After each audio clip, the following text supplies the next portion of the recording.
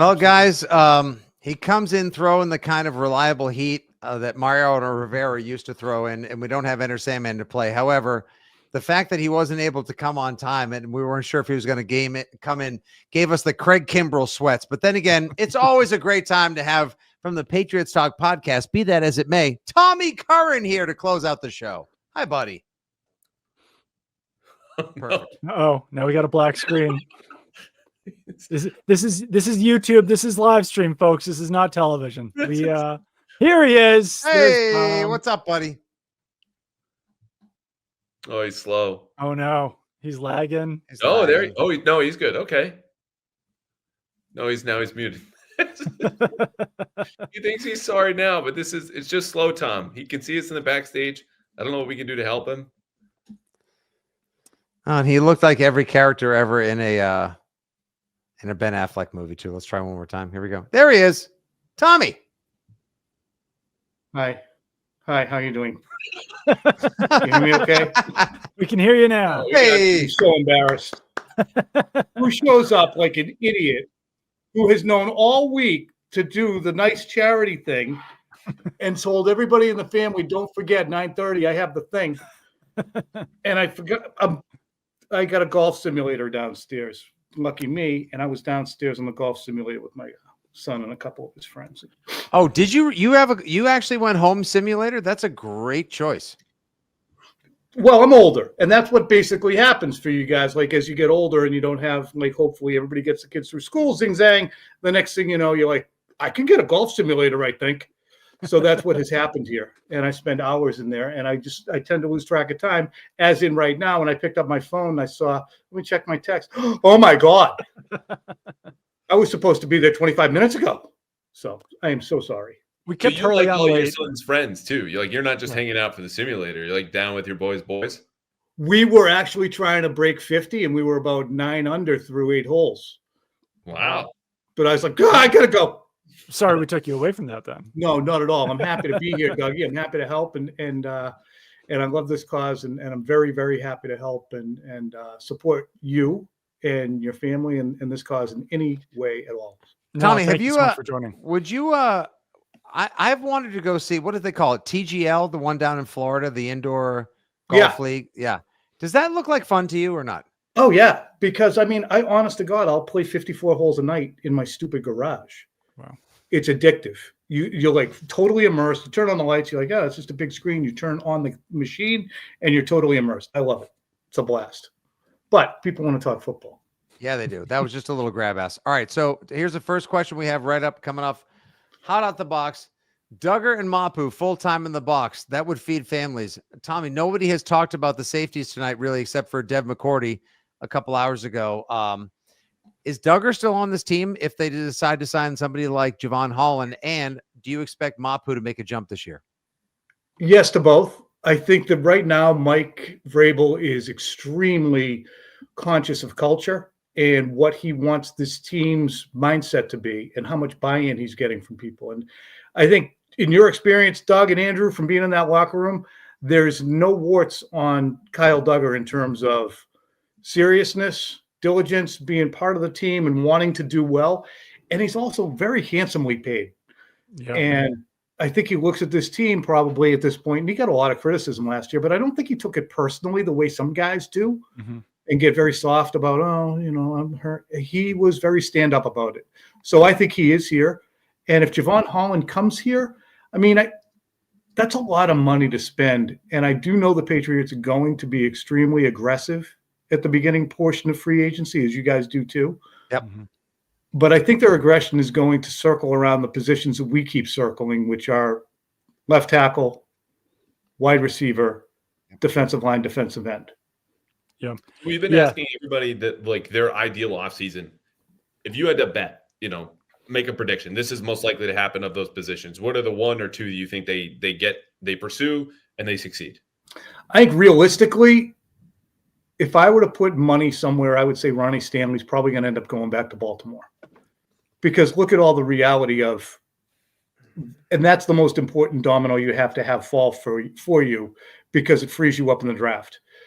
But Ronnie Stanley's playing for a team that he's always been with, that he is, entrenched in the community. His family is there.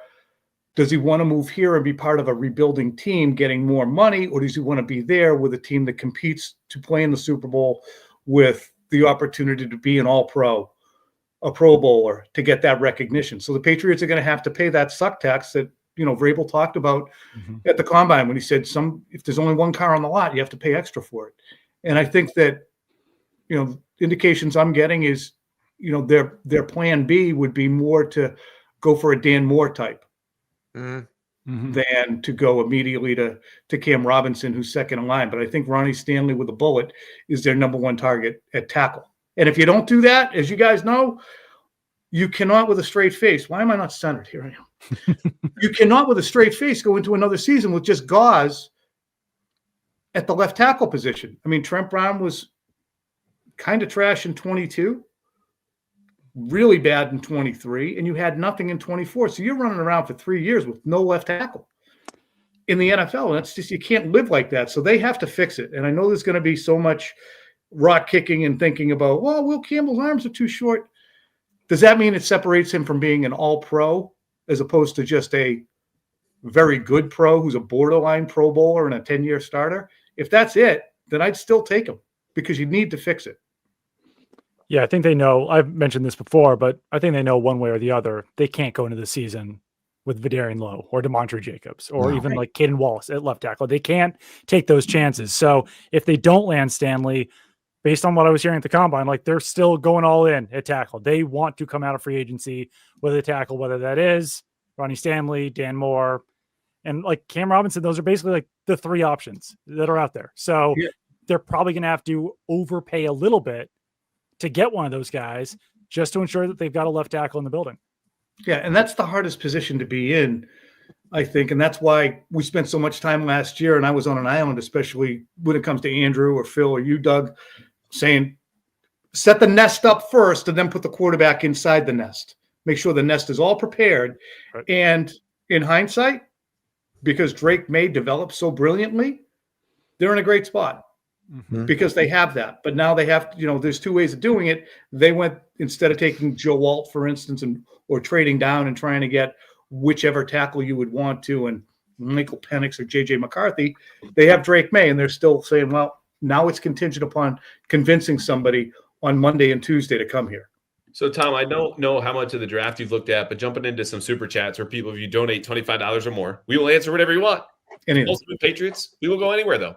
And $50 gets you an entry into 3 club tickets, Tommy. 3 to Tuesday night's game against the Florida Panthers at the Boston Garden, between the Bruins and the Panthers, even though Brad Marchand won't be playing.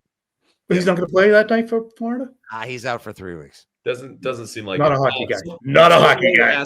We would be comfortable with the Missouri guard/tackle Armand Membu at number 4. The question here from Rob is, assuming Abdul Carter and Travis Hunter, everyone's favorite blue chips of blue chips, are gone. The pick is 4. The Patriots mostly address offensive line and free agency. If they trade down, the Tom Curran plan of 2024 gets implanted and used in 2025. Who are you looking at pick 8, 9, and 10, presuming they don't go that far back in a trade back scenario?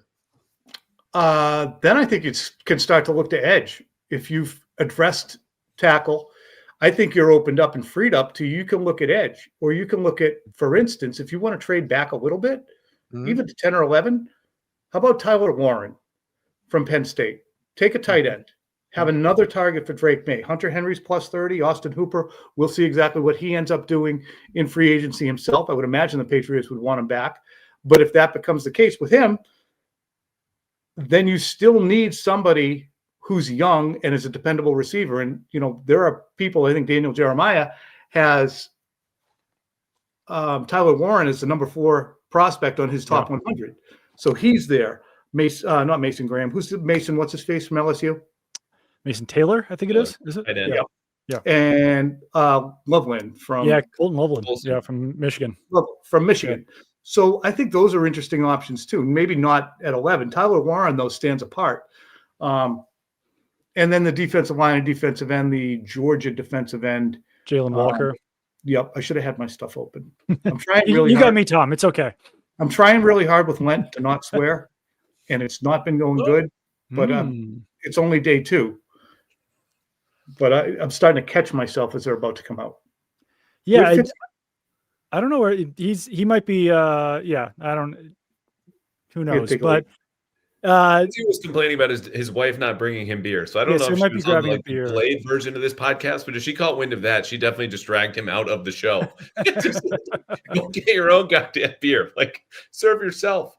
I think there's a lot of attractive options if they do trade down, though, because then you even get into like the Tetairoa McMillan category, like category there, or Armand Membu, the Missouri offensive tackle.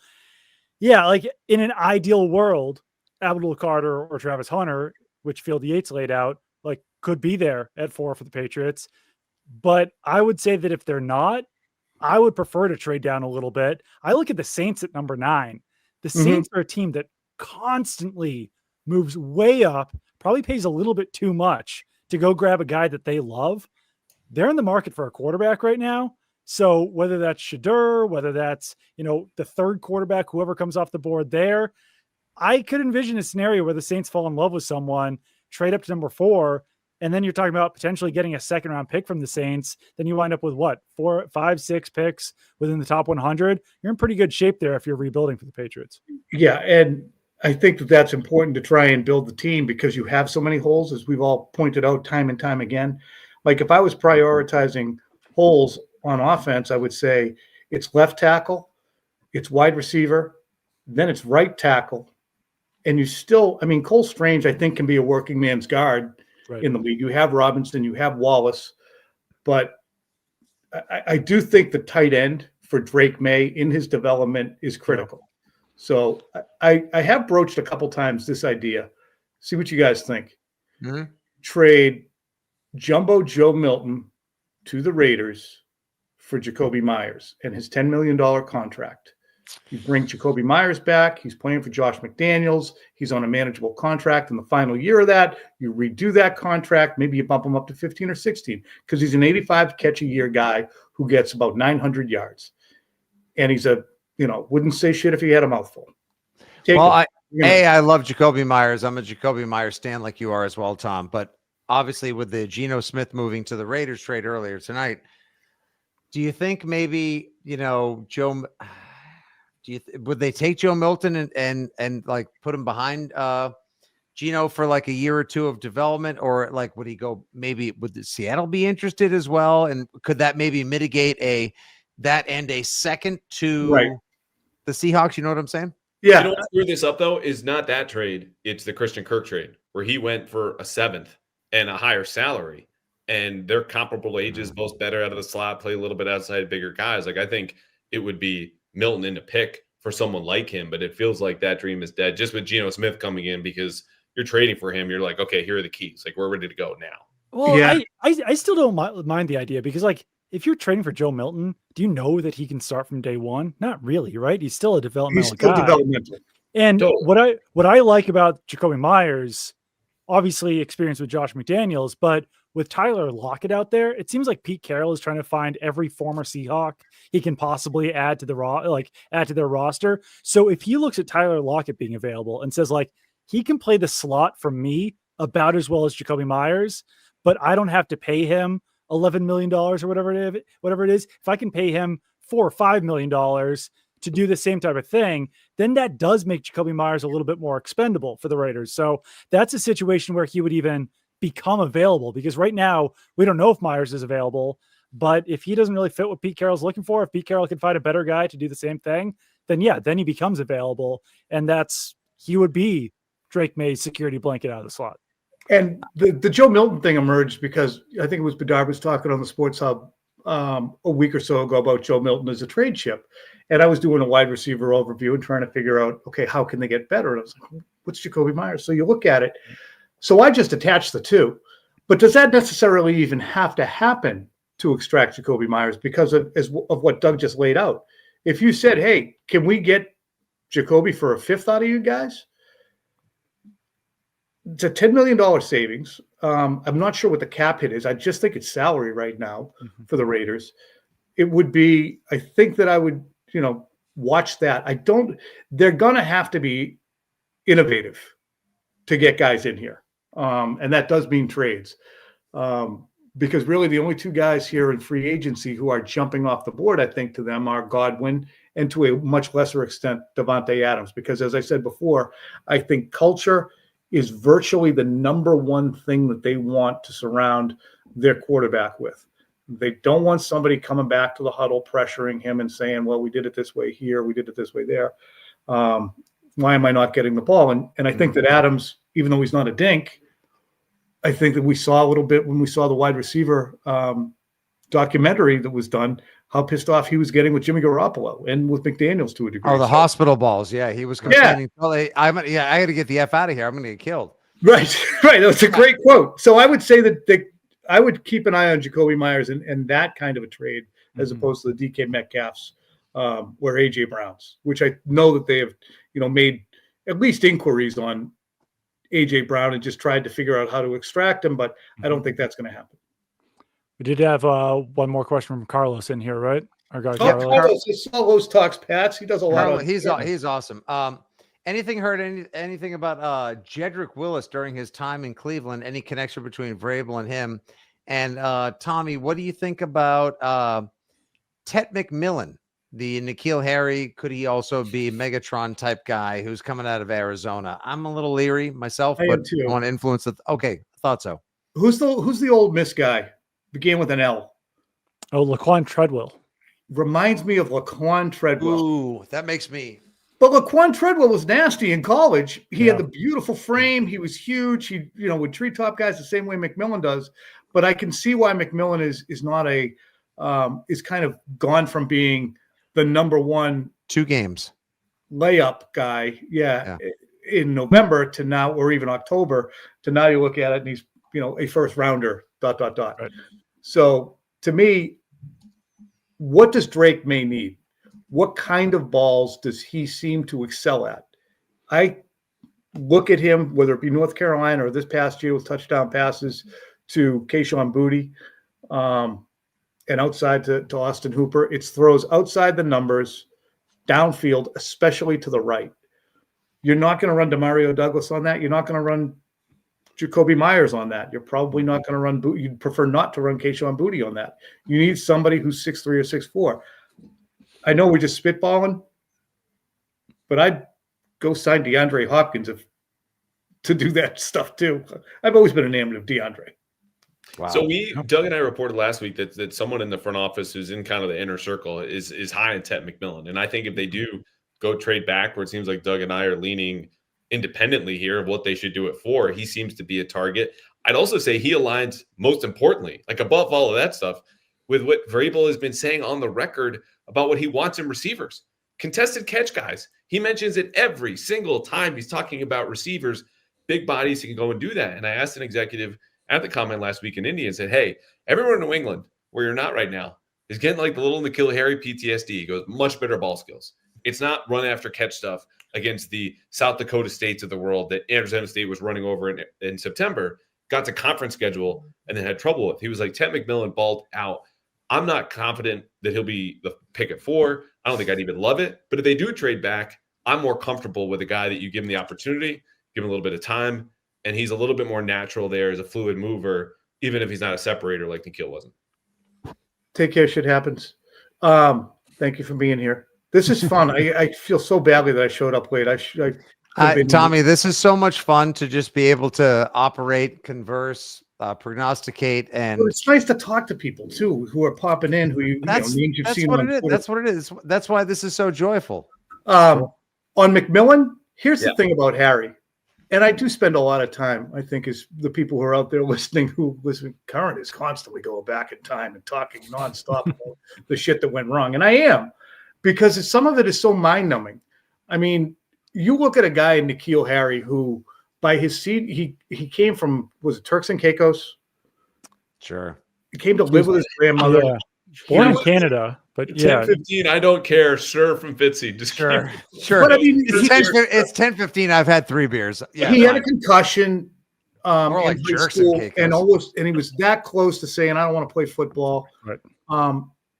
He was extremely strong, well built. It's just he did not check enough of the intensity boxes to be drafted. And you can go right down the line with the wide receivers the Patriots have drafted. Everyone has had a dent. And honest to God, since 1977, I can roll through the guys who've been Pro Bowlers. Stanley Morgan, Irving Fryer, Terry Glenn, and then the best other guys are Branch, Edelman, and Demario Douglas. Those are the 6 best receivers taken since 1977 by this team. If you want to throw in David Gibbons, I'll let you do it. But in that one season of Malcolm Mitchell.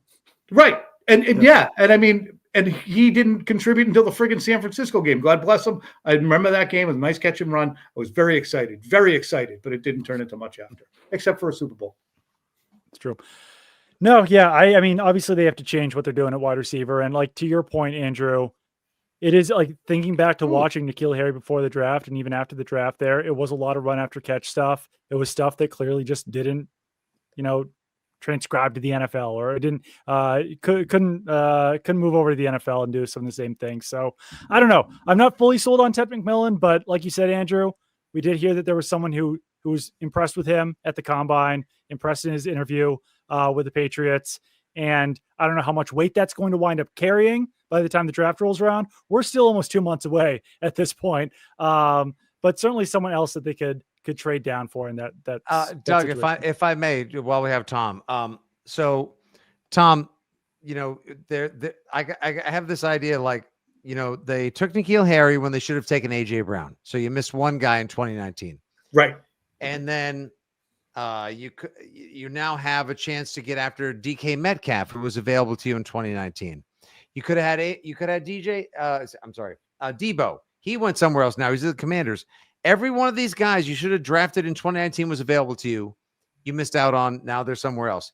This is the last guy from the 2019 wide receiver draft that's available to you. Do you think they should go get DK Metcalf? And what is the highest price you would pay?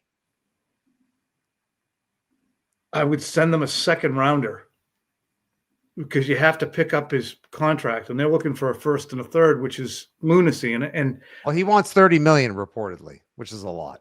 It is a lot. He is a good player, and that is the going rate. Yeah.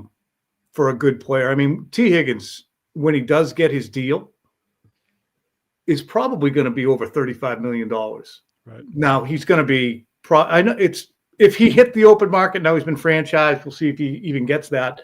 But to me, it's so insane how these guys are being paid. You have to get your mind around. When I started covering the NFL I remember 2006 when I went to, I think it was NBCSports, the cap was $84 million. It's not that long ago. It kind of is.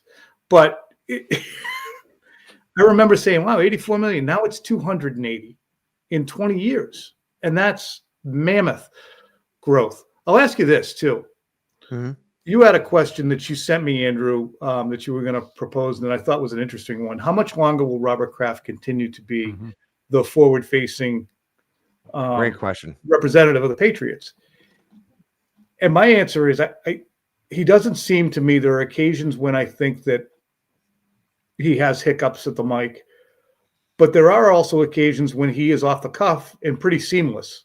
Mm-hmm. I don't think 80 is what 80 used to be. Some people it is, some people it isn't. I don't think he's inclined to do that, but I do wonder this. Has the age of the maverick or solid solo NFL owner passed? Are we in the winter of that era? Ooh. Because I think we might be. I mean, it's $280 million. You have to write $30 million. You have to put $140 million in escrow. You mean they have to be more like Bezos and Josh Harrison, like these clean contemporary, or just keep selling, multi-gazillionaires? Keep selling off your team so it's a coalition of people who own your team. Right. Raiders situation. Yeah, it's just a group of people who are owning a team. The days of Jerry Jones and Robert Kraft, and I think we're closing in on a period of time when people are saying, why am I putting $140 million in escrow for Trevor Lawrence so I can pay him $55 million a year if you're Shad Khan? I would cash the hell out if I was an owner right now. A lot of those owners that you're describing too, like Jerry Jones, Robert Kraft, Mike Brown, like those guys are getting up there in age. So, obviously Yeah. When they do have to step down from being the most public facing people of the franchise, then yeah, maybe you do start to see some minority owners like Tom Brady become more of the face of the franchise, and the real owner steps back a little bit. So it is interesting. Yeah. You look at the Celtics. I mean, there's a reason that Wick Grossbeck's dad and the rest of the family, like, you know what? It's a little too ritzy for us.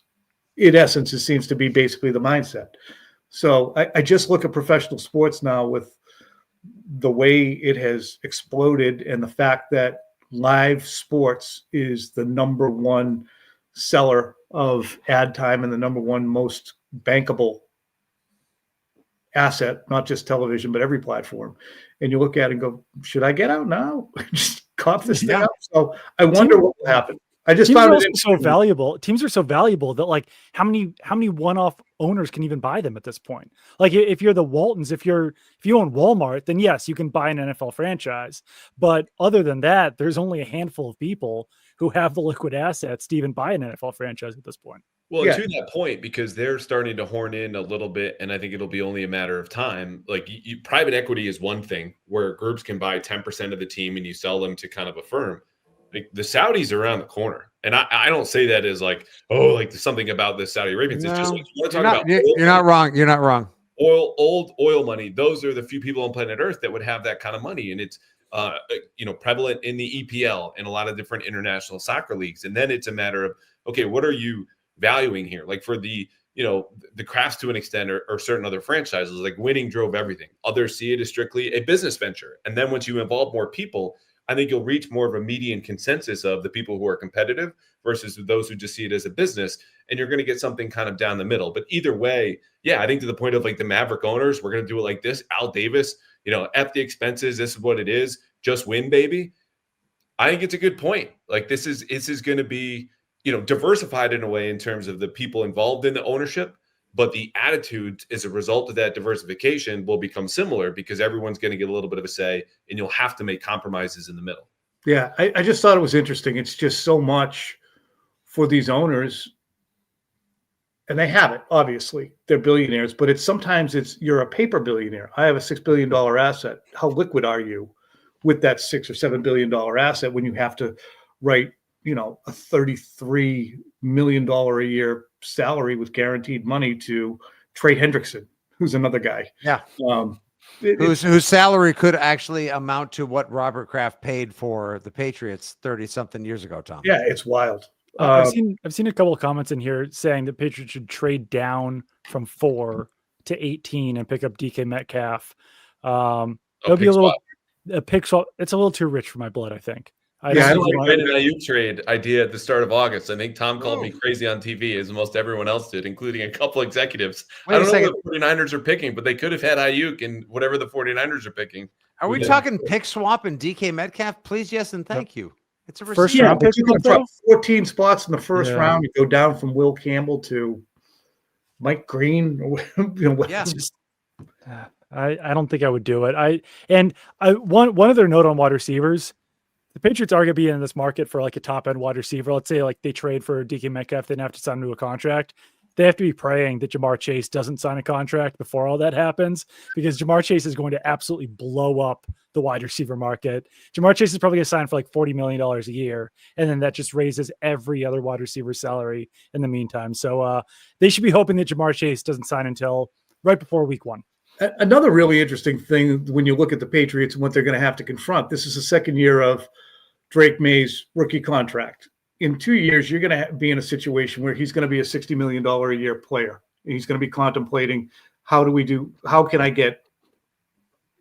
that done? Are we going to move on? We're going to have him in his walk year and, into his pick up his 5th year option. We're going to franchise him. You can hold him for 6 years. So it's not too early.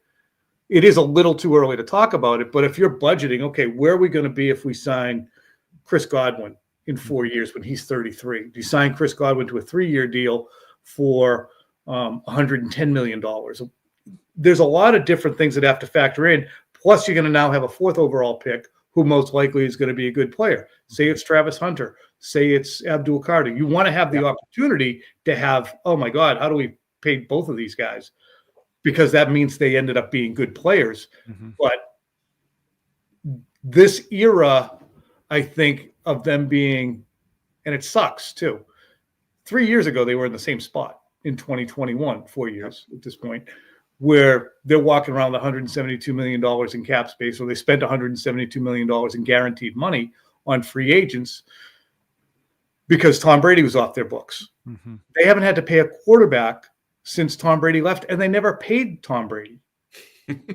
When you think about it. Can you believe, Tom, I hate to interrupt. Can you believe we're sitting here talking about like Godwin for 25 plus, 30 plus for Ronnie Stanley, and you and I and several other people were just banging drums for like, hey, can Tom Brady get something related to the Drew Brees deal, please? Because he's the greatest quarterback of all time. And they didn't do it and it's still to this day, just twists my ankles.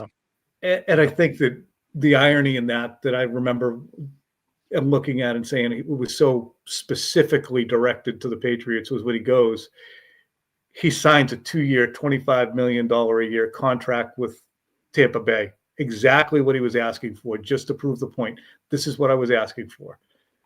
Yep. And they wanted to go year to year. So anyway, Daisy, my husky, says, I would not take Godwin at any price at this point. Hates a dislocated ankle. Well, he's had more beer than Fitzy and I have. If that's Godwin, that's not fair. I have a question here for Tom, because this was a $50 super chat for Ryan, and we were talking with Field Yates about the worst fantasy football punishment. So, Tom, you finished last in the league. This is what you have to do before the start of the next league year. This guy describes a punishment where you finish last, you have to drive to Canada, buy a 6-pack of beer, and come home with the paper receipt.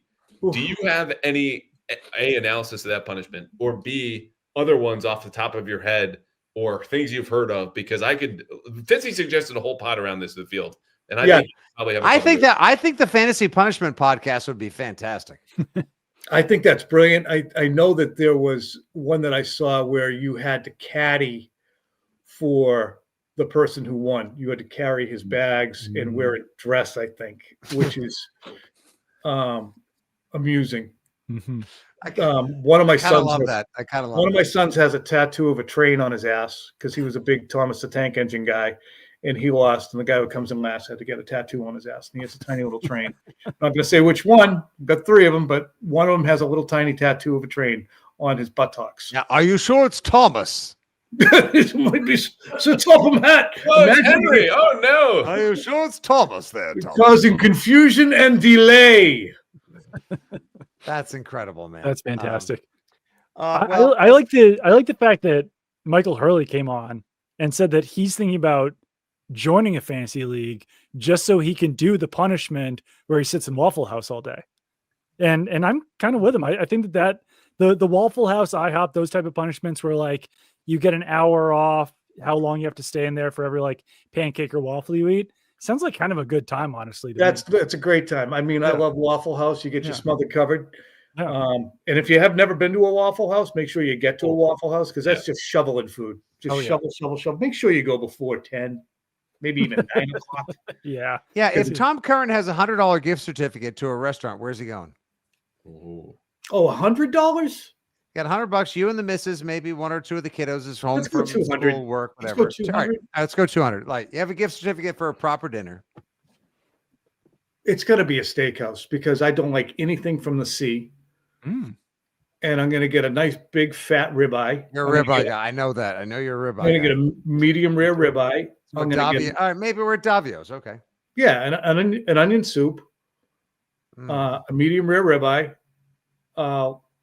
either a loaded baked potato or, loaded mashed, and probably the side of broccoli, which I'll just eat the tops off because I know I should have some greens. And then I'm going to have a big piece of chocolate cake. You're speaking my language here, Tom. Wow. I keep it really simple. I mean, the people are getting these little bugs from the sea. I have a lobster. I've never had that. My family's all down the Cape. My in-laws, my brother-in-law has been a fisherman in Chatham for like his whole family for eons. And they're all excited about lobsters and oysters and calamari. I'm like, oh, can't do it. You described my like back-to-back meals in Indianapolis, like pretty much to a T with those 2 ribeye meals. So Harry and Izzy, shout out to Harry and Izzy, shout out to Ocean Air. Had some good food in Indianapolis last week, actually. Yeah. Once you find a place, you keep going back. I kept going to Buca de Beppo's last there we year go. in Las Vegas. It was on the 2nd floor of my hotel. I think I was in the what's the pyramid one? Luxor. Mhm. I was in the Luxor. Every single day I went up to Buca de Beppo's for the same dinner every time. You know what, Tom, though? We had to pick Phil up. Doug and I did like 3 a.m. off the sidewalk outside of Hooters, just drooling. We got to talk to that guy about how he handles his combine. It seems like the combine runs him rather Classic Perry. Yeah. Phil and I were on a rickshaw back in 2011 at the combine after we finished up at Ike and Jonesy's. Was it Ike and Jonesy's? Remember that place? No. Where's that? In Indianapolis? It was in Indy. Okay. Yeah, Phil and I took a rickshaw back to the JW. Wow. Yeah, it was Must be nice. Good days. Tom's got rickshaw money. Well, listen, Ike and Tom. Jonesy's. Right. Thank you, producer. We are finishing at 10:30 tonight. We have 10,600 live viewers. We've had an incredible evening of so many great guests. You've been more than generous with your time. Yes, thank you so much, Tom. Post golf sim, post More than late made up appearance. for the delay. I am so sorry. And again. the book that you're reading right now, because I know we like to talk about this on EEI, and then we occasionally exchange some texts. The book that you're currently reading right now, you would recommend that all of our listeners or our viewers read. I just finished East of Eden. You know what? I'll give you 2 books if you want to find a really, really, really funny book to read. It's called Bonk by a woman named Mary Roach. She also wrote a book called Stiff. And Stiff is a nonfiction book. It's called The Strange and Curious Lives, isn't probably the word, of cadavers. What happens after you die through history. And Bonk is a scientific study of the way humans have studied sex through the years. Bonk is absolutely beyond description funny and interesting. So Bonk, Bonk, and what was the other one? Bonk and Stiff Stiff, gotcha. by Mary Roach, R-O-A-C-H. Mm-hmm. I just finished East of Eden, and my old buddy Mary Paletti, you remember her? Oh, Paletti. Oh, she's amazing. Paletti. I texted her. Represent Mary Paletti. Yeah. You're a kingmaker. By the way, Tom's a kingmaker. Everybody that everyone that works with Felger or used to on NBC Sports Boston is in trauma recovery. Everyone that works with Tom Curran, has gone on to host shows and be national superstars. So you're the true kingmaker, Tom. Yeah, no, I mean Gerard, things worked out for a while for him, and then not so much. That's the perfect note to end on. No, I just love the 10 people that jumped on as Tom was describing the books, and they got cadaver talk and then the study of sex over time, and then we had 40 people bail. It's just like what the hell happened for all of us this time? I thought they were talking football. I know. I mean, they're late to the party. They're what's later than you were, but just.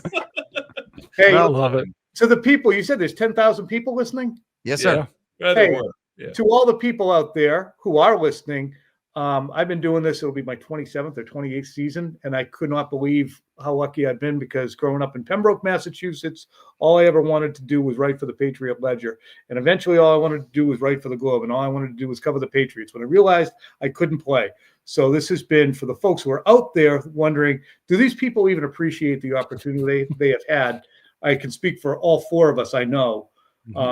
We are like you are in terms of our love for the sport and our love for the team. And we do maintain our objectivity in reporting on them, but we were all where you were and are still in terms of wanting the team to do well. We would all prefer the team to do well. We're not rooting. We're going to say when they suck, but it's much easier when they're good. So we appreciate you guys listening and following all of our shit. 100%. In 2011, I almost got fired from my 9-to-5 job for using up my 40 hours a week to write for anypatriotsdraft.com for free rather than do the job they were paying me to do. So back then this was the dream, and now I've been doing it for 10 plus years. And yeah, it's still the dream. We know how lucky we are. Honestly, Sure. we do. Yes. We do. I'm grateful every day that I wake up and then I see my kids and I know my day is already a W. And when I get a chance to do things like this and we can redirect it, Tom, back to a good cause, Absolutely. chef's kiss. You have a great night, brother. And thanks so much for joining us. Everybody follows him already at Tommy Curran and watches him on NBC Sports Boston. listens to the Patriots Talk podcast, but it's always a pleasure. And we look forward to catching you soon, pal. All right, guys. Thanks Thank you, again Tom. for having me. Thanks, Take care. Tommy. Much love, buddy. Be good.